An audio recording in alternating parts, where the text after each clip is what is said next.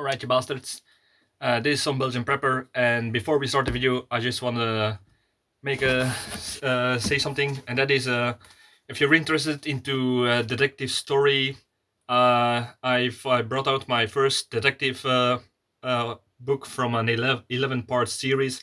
So if you're interested in, it's by the way in Dutch, so the link will be below if you are interested in this book. So let's continue.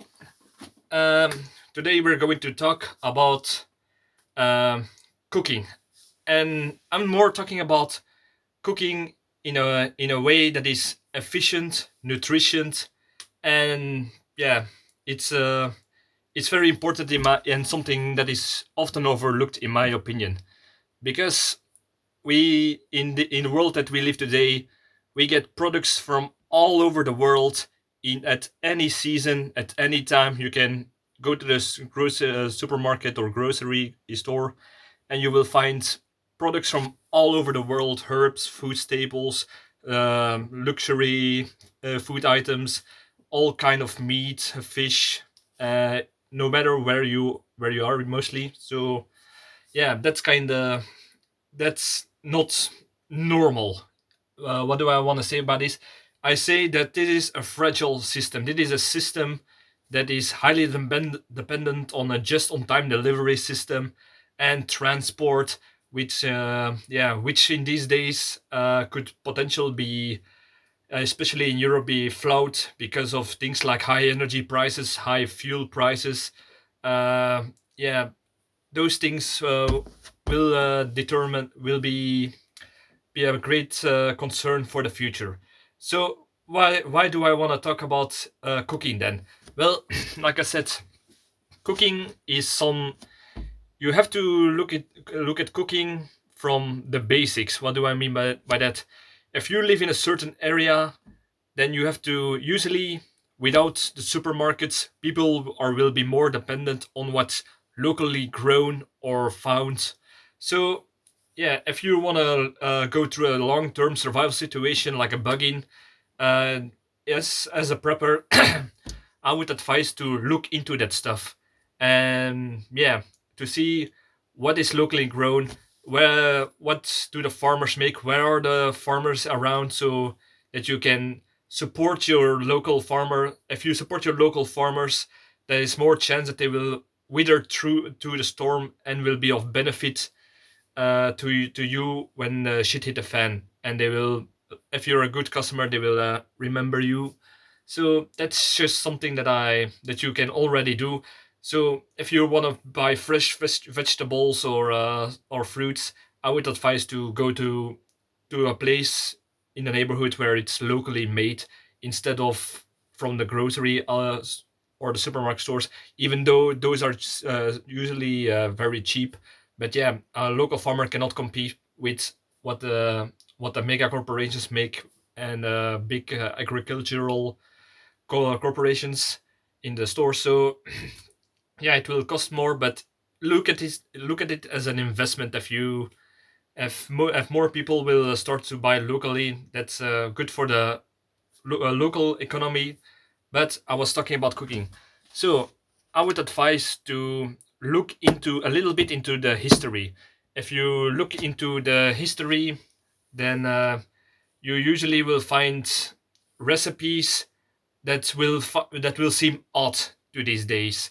Why is that? Like I said before, they made what was in their usually in their general area. If you live at the coast, they would usually have more eating more fish. If you live in a farming community, you will uh, you will usually eat what's grown. If you live in a near a forest or something, then the local specialties will be more something like hunting and game, mushrooms and all those things. So yeah, that's uh, that's something you should look into, because if you look at all-time recipes, usually they are, I would not say simple, but they are less specialized to say. So it's something that you can easily make with just food staples, and yeah, it's there is a reason why it's made in a certain way. If you wonder why did they do this, well, that was because they had the past was the worst, is some YouTuber I heard once say.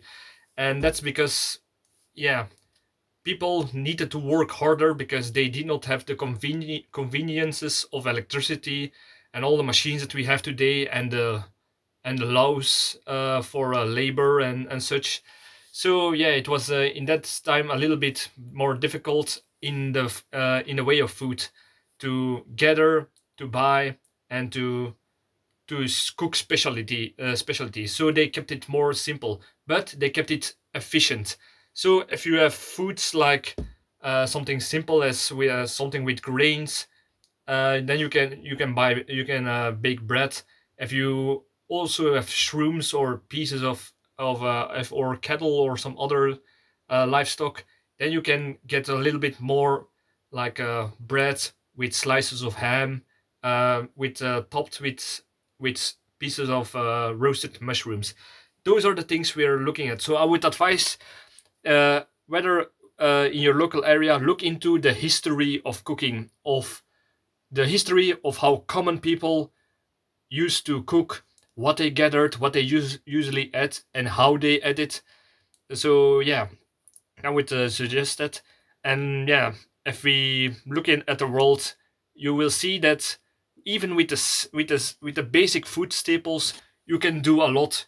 If you do not, you cannot, like an example, chickens. If you have chickens, then you will probably have eggs. With eggs, you can make omelets. If you sometimes if you have a rooster with it, you can sometimes get some more chickens. Then you can have some chicken meat. With the chicken meat, you can make several sorts of dishes. You can make bouillons, soups, like chicken soup, of course. You can have chicken wings, chicken breast, all those things. And even with the bones that you have left over, you can cook them into a soup so that nothing will be lost. So that's something that they usually did in the past. Almost everything was used. They did not waste a thing because it was like meat, because it was very expensive. So yeah, I would say look into your area, look into the history, and you will discover something that you can use as a prepper to make simple meals that will be very efficient in calories, nutrients, and often taste. So what do we look at? Look at basic food staples like uh, grains, potatoes, uh, sweet potatoes. That's something that is here locally grown. Oh yeah, you know what? I will talk about my general area and what we can find here as a prepper in a long time survival situation. Whether you can do it yourself, buy it, or you barter with it after a shit hit the fan situation with some local farmer or somebody who makes it. So in my general area, what can I get? Well, like I said before, there are a lot of people and farmers who make potatoes. They make corn. What else do they make as a basic foods staple? Those are usually the mains. Leeks, carrots. That's also something they often make. Coal, not coal. It's what is the English word for it? It's lettuce, and the bigger I don't know the English name of it, but it's the not lettuce, but the lettuce that you can boil into cabbage. That's the name. Spinach. Those are things that you locally grown. There are in the area where I live. There are a lot of beekeepers. So honey, you can buy honey from or barter for honey with them. So that's also something that you can look into the future for. What else? There is a big river in the nearby where you can catch fish. So fish could also be a part of the shit at the fan menu. Uh, what else? What local people can grow into their own garden, and you can also barter for it. We're talking about herbs, and everything that is can be grown off season in a greenhouse. So that's like perhaps tomatoes, peppers, those things, carrots, um, yeah, garlic. Especially garlic is a very good food staple. So that's also something that I would be able to barter for after a shit hit the fan situation. Chickens, of course, chickens. With chickens, you got eggs and the meat.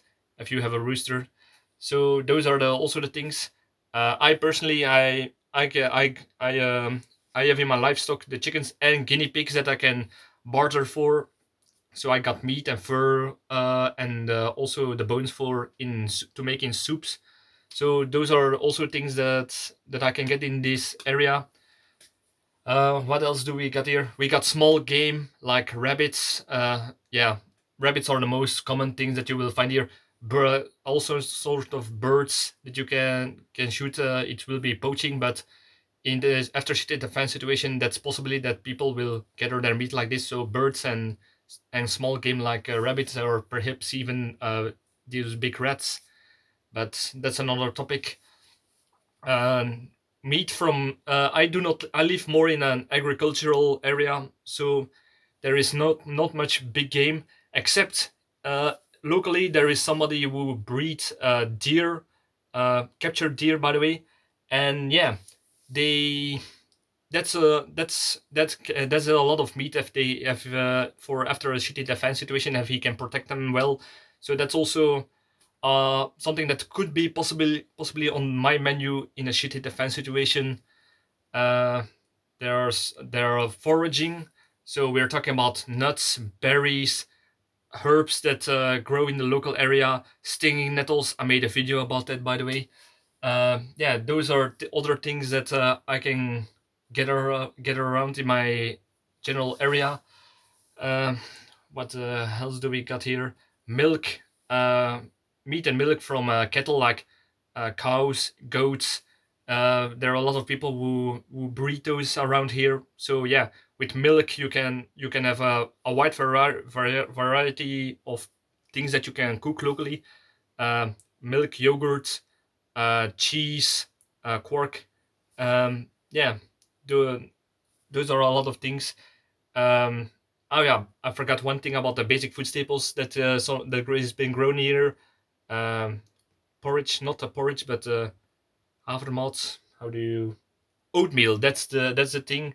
And grain is also something that is locally made around here. So bread is also something that could be on the menu. Um, what else do we got here?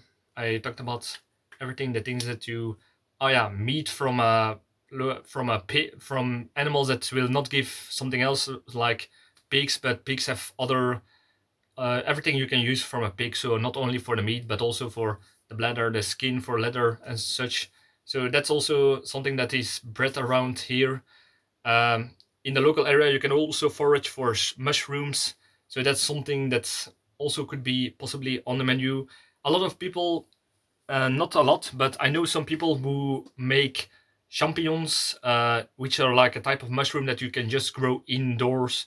So that's also something that could be on the local barter market.